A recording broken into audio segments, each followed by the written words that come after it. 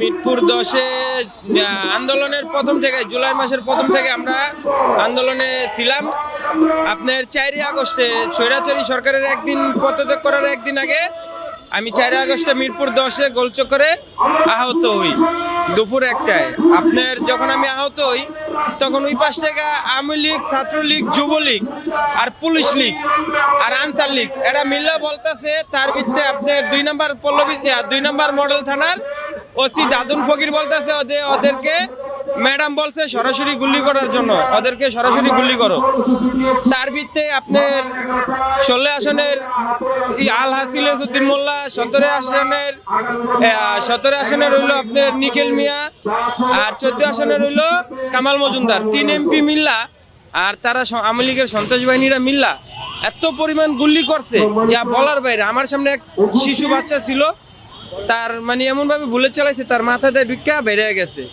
তারপর আমি বাচ্চারা ধরতে যে আমার পুরো পিঠ যারা যারা বানাইছে, তারপর আমার ঘোরার পর আমার চোখ বাড়া গুলি করছে তারা।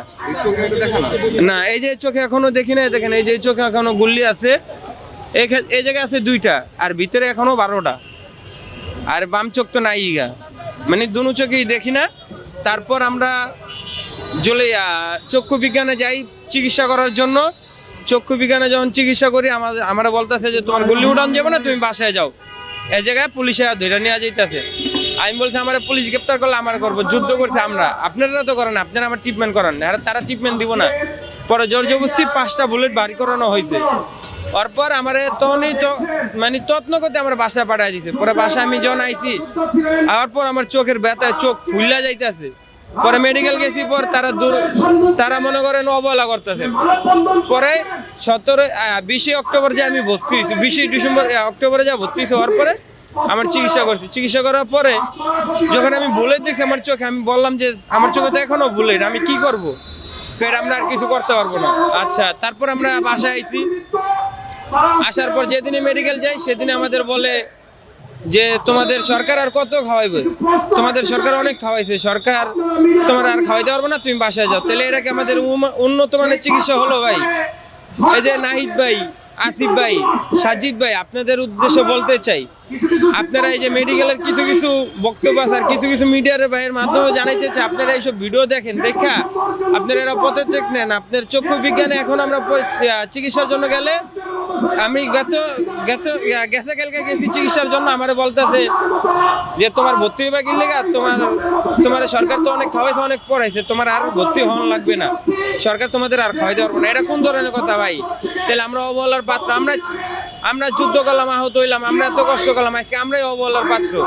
আমি চাই আসিফ ভাই, নাহিদ ভাই বা সাজিদ ভাই, আপনাদের মাধ্যমে একটাই উদ্দেশ্য ভাই, আমরা চাই ভাই আমাদের সুমানের চিকিৎসা দেওয়া হোক আর আমাদের প্রতি কেয়ার করেন। আমরা চাই না যে দেশের জন্য আমাদের অনুদান দেন, আমাদের সরকারিভাবে যে বাজেটটা আছে আমাদের সেটাই দেন, আমরা সেটাই দিয়ে চলি বা এমন কিছু করে দেন যেন আমরা আহত পরিবারের চিল্লা খেতে পারি। আমাদের পুনর্বাসনটা ভাই আপনারা যত দ্রুত পারেন চেষ্টা করেন আমাদের পুনর্বাসন দেওয়ার জন্য, আমরা অনেক কষ্টের ভিত্তি আছি ভাই। এরপর যদি আপনারা না করেন না, তারপর আমরা পদত্যাগ করতে বাধ্য হব, আমরা রাজপথে আবার নামতে বাধ্য হব। আমরা শহীদ হয়েছি, আবার শহীদ হব রাজপথে, কেউ ভয় পায় ভাই ধরে লাভ নাই।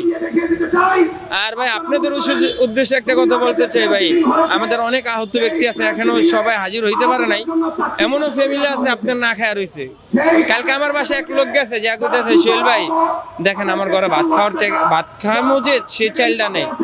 পরে আমি বললাম ভাই আমিও তো আহত ব্যক্তি, আমি হবে কি করতে পারি? পর আমার পাশের এক দোকান থেকে আমি 5 কেজি চাল, ডাল, তেল কিনা দিছি। আমি তো ভাই কোনো সমন্বয়কারী না, তাহলে আমাদের আসবে কেন? তারাও যোদ্ধা, আমিও যোদ্ধা ভাই। আমরা চাই ভাই সবারই দ্রুত কেয়ার করুক, সবারই সহযোগিতার হাত বাড়ায় হোক, হাতে হাত রাখি। আর যদি তারা দেশ পরিচালনা না করতে পারে, তারা পদত্যাগ করুক। আমরা এখানে কান্না ল্যাংরা খোরা যারা আছি, আমরা তারাই দেশ চালায় দেখায় দিই। এই যে আপনার বিএনপি বলেন, জামাত বলেন, তারা তো জেলখানায় ছিল না, দীর্ঘ 16 বছর জেল খাটছে। এখন তারা মামলা মুক্ত, জেলখানার বাইরে, তারা এখন পারে না আমাদের দেখতে, তারাও কেয়ার করে না। তারা গেলেই নির্বাচনের কথা। সেদিন আমি এক বিএনপি নেতা ধরে গেছি, আমারে বলে এটা তো আমরা দেখতে পারবো না, তুমি একটা মামলার কাগজ নিয়ে আও। কেন ভাই আমরা অবহেলার পাত্র হইলাম?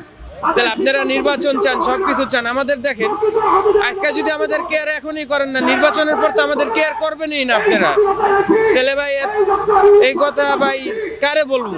আপনাদের মাধ্যমে বললাম, আপনারা তাদেরকে তুলে ধরবেন। আর এখনো এই যে কিছু কিছু পুলিশ লীগ আছে, পুলিশের ভিত্তে তাদেরকে চিহ্নিত করে ধরা হোক। তারপর 2 নম্বরে যে দাদন ফকির ওপেন সবার গুলি চালাইতে গেছে, তাদেরও ধরা হোক, তারে গ্রেপ্তারের মাধ্যমে আনা হোক। আর আমরা চাই দিদি আপনি দেশে আসবেন, দেশে আসেন, আপনি পলায়া দেশে আসেন। আপনার জন্য আমরা এয়ারপোর্টে রিসিভ সেকশন নিয়ে বসে আছি। আপনারা ফুলে জুতার মালা দিয়ে গ্রহণ করে নিয়ে আপনার আয়নাঘরে সাজামো। আয়নাঘরটা আপনার জন্য দিদি অনেক সুন্দর করে সাজায় রাখছে। এত মা বোনের বুক খালি করছেন, এত ভাইদের আহত করছেন, আপনারা কি এখনই ছেড়ে দিন বাংলাদেশ থেকে? আপনার ড্যারাম স্বামী তো কিছুই বলতেছে না। আপনি আসেন দেশে, আপনারা প্রতিবাদ করেন। আমরা চাই আপনারা দেশে আইন না, আপনার বিচার হোক। যদি আপনি বিচারে নির্দিষ্ট হন তাহলে আপনি বাচ্চা গেলেন, আর যদি দোষী হন তাহলে আপনার আমরাই ফাঁসি দিব। হাইকোর্টে দেওয়া লাগবে না, আমরাই ফাঁসি দিব, আমরাই জনগণ আপনারা ফাঁসি দিব।